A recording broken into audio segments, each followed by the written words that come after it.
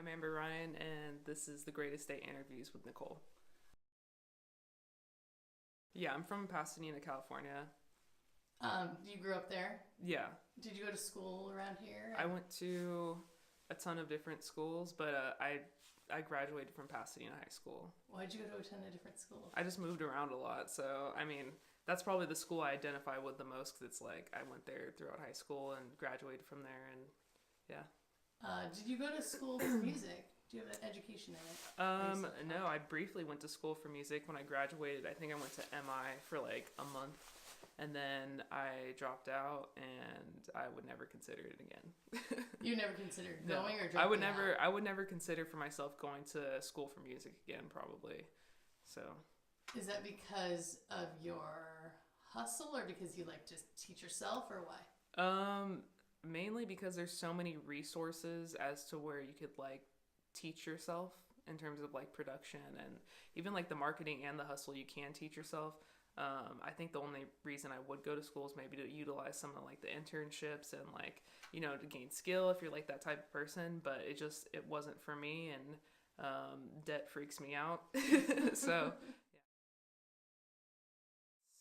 yes, I do. I feel like it's slowly evolving. It's been particularly hard for me to identify it being male dominating, mainly because I produce and I write and I record and I do so much on my own that I haven't necessarily felt that. I don't know if that makes any sense. Yeah, that makes sense. But yeah, I definitely could recognize how it could be considered male dominating. I mean, I really try to answer these questions without um, kind of, I don't know, throwing my own genre under the bus. But I mean, I definitely do recognize that when I write, I also do speak about some of those things, and you know, try to like play off some of those things and joke around about it. But I mean, it is ostracizing. Sometimes it can be seen as like kind of like derogatory towards women. I still like identify with those emotions when it comes to hip hop. Um, so yeah, I don't know if that answered the question, but I'm a big fan of hip hop, yeah. so I'm not Okay, trying to cool. get Yeah, you to pick apart. no, no. I mean that's Yeah, no, that's definitely country music does the same thing. Yeah. Not equating rap and country, but I mean, yeah, to an extent. I mean, it's kind of weird because it's like a genre of music that I've learned to really enjoy, but like as soon as it hits something that feels like misogynistic or like derogatory towards women, it's like my brain just kind of like shuts it off, and that's like a weird, uncomfortable thing. I don't know how to explain it. Like I can't like enjoy all the parts. You're only enjoying some of the parts. So okay, hitting all the, the real questions. is that No, they're like real questions. That's why I'm like never prepared for them. Cultural appropriation. I definitely feel like it's a real thing. It kind of like comes in spurts. Again, I don't want to like throw names, but it's a real thing. It happens. I think it's convenient for a lot of people to like embrace a culture when it's like beneficial to them, and then once it's not, they don't have to. And I feel like a lot of people have issues with that, including myself, because it's like, yeah, you can embrace the culture when it's convenient for you and when it's profitable and when it's marketable, but then you don't have to go through life with the stigma of being a minority or like dealing with any of those sort of like tribulations. So yeah, I mean, it becomes offensive, obviously. I haven't really seen a lot of I haven't been able to pinpoint a lot of like white males that I would find to be appropriating too much. I don't know. There's like people that like kind of like stay in their lane and like really thrive off of like what they're trying to do, and like really represent that, and they don't have to like kind of take from other cultures. I find it to be more prevalent in like the women in the industry. Like I just feel like it's more of that. congratulations on okay, okay, okay on Spotify. It's Yeah. blowing. Your song's blowing up. Yeah. You're blowing up. Can you talk to me about your drive? Um, I feel like the predominant amount of my drive was just discovered from being told no a lot, and yeah, I get so sick and tired of being told no, or like I can't, or no, I won't help you, and it's like it literally drives me insane. Like I will go to the end of the earth to figure out how to do something, where to do something, when to do something.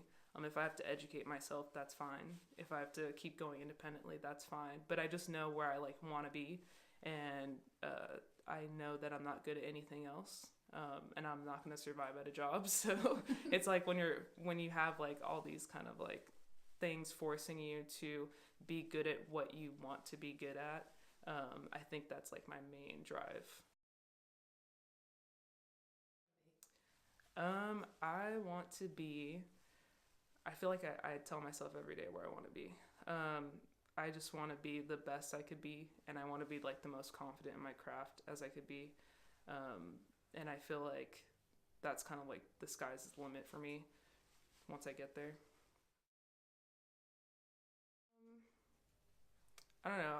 I find myself to be pretty self critical in my music. Maybe that like relates to some of that, just not being where I want to be yet. So yeah. Um, it's hard to say because it's like there's like a reason why everything was written when it's written, and there's a reason why I feel that way at the time. So I can't pick one particular thing. Is your music like really autobiographical then? To an extent, I mean, I find myself a lot writing from like a third person perspective sometimes, and then realizing how much that like relates to myself. Um, I mean, it can be. There was a poetry book called "The Rose That Grew from Concrete" Mm-hmm. by Tupac. And do you also write poems? I find that a lot of rappers write poems. Do you do Yeah. that? I definitely used to a lot more. I don't find myself doing it as much as I used to. I used to be like a really big like pen to paper person, and recently me and my mom were like cleaning out the garage, and I found like all my journals, and they were like super depressing. But I mean, it's I feel like it's a lost art, like the pen to paper. Now it's just like me like in my notes in my phone, and I definitely want to get back to it. Um, Work with people that you genuinely believe in. So it's like weird being an independent artist. Like you have to make your decisions. You work with someone for like creative benefits. It's like you have good chemistry in the studio, or you have good chemistry when you write. Some people collaborate for like marketing benefits. It's like this dude has more clout than you, so it's you're gonna mark. I mean, you're gonna collaborate with him. It's really just about like reaching out. And one thing I always say is just like kind of you have to, no matter what you do, just you prove your worth by like working up to the standards that you want to work with. So yeah, put in the work first, and then maybe reach out to some people. I don't. Okay, so it's kind of weird because we're in like an era where music is like very, especially hip hop. It's like very like sad and like depressing, yet like marketable. And it's like weird because everyone's like talking about this. Um, Everyone's talking about mental health and kind of like giving it a glance, because it is becoming something that's marketable. I don't understand it completely. I think my biggest message in all my music is just like you're not alone. We're very ordinary. Like I try my hardest to make my music like the least amount of ostracizing and like as true as possible. Um, because it's like everyone talks about like having money and like having cars, and like that's not a reality for me, and that's not a reality for most of us.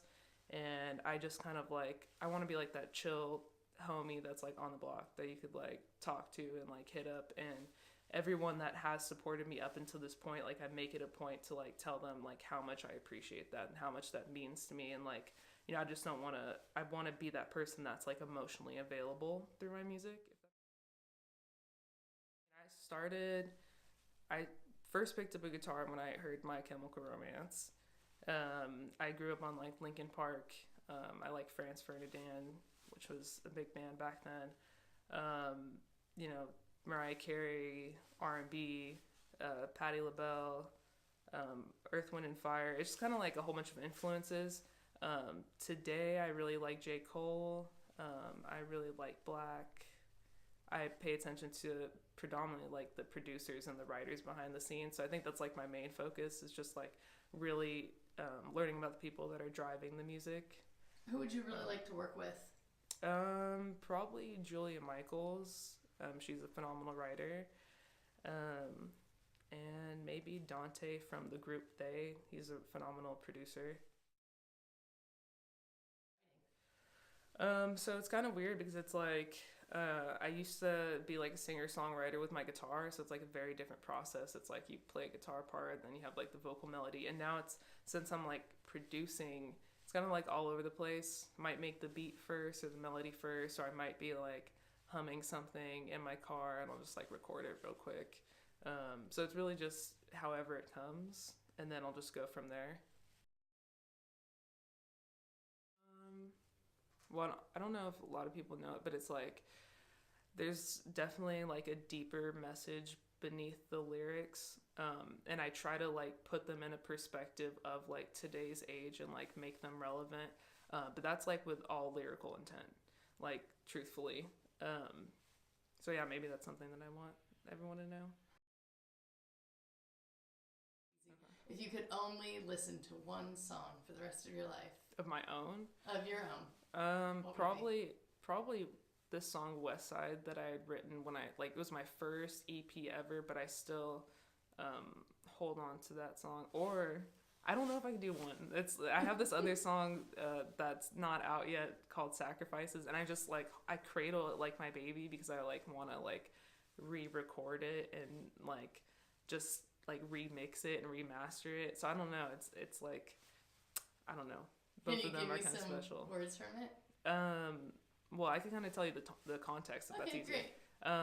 West Side, I had written just about getting out of high school and kind of hopping into the real world and realizing what your true values are, in life. And it's weird because when you're in high school, like the world's so small and everything's so dramatic, and and you get out and you're just like, I don't know, you just have a new perspective on everything. So I think that's like a really pivotal point in almost everyone's life.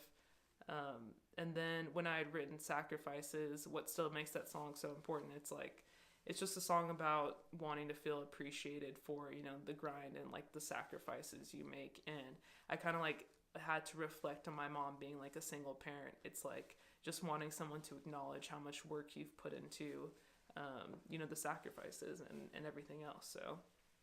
When's it coming out? I don't know. Like I'm just like holding it. It needs to be one of those songs that can't fall on deaf ears. So I feel like I really want to be in a situation as to where, I have that push for the song and stuff like that. That's great. Yeah. And if you could only listen to one other person's song for the rest of your life, you could cover it. Too. I could cover it one time. Yeah. In any way you want. It's hard to say. Me and one of my best friends, Shane, like we have like an R&B like playlist, like all the R&B throwbacks, and I think it'd be like Too Close by Next. Like I think that's the one song I could like bear just hearing forever and ever. Yeah. Thank you so much for joining me. My own, I've got it, these things you bought it. Wanna put the world in your hands just to flaunt it. Wanna show up with the Benz just for a lens. Drop the top on the boulevard closing. Find it funny how I'm making all these friends. Spent too many nights in the summer. I wanna give a name to my mother. Wanna make up for all the time she spent making these dreams feel real. Your love felt real. My time would heal the nights when I had change to break and pills to kill, and nobody would hit my phone.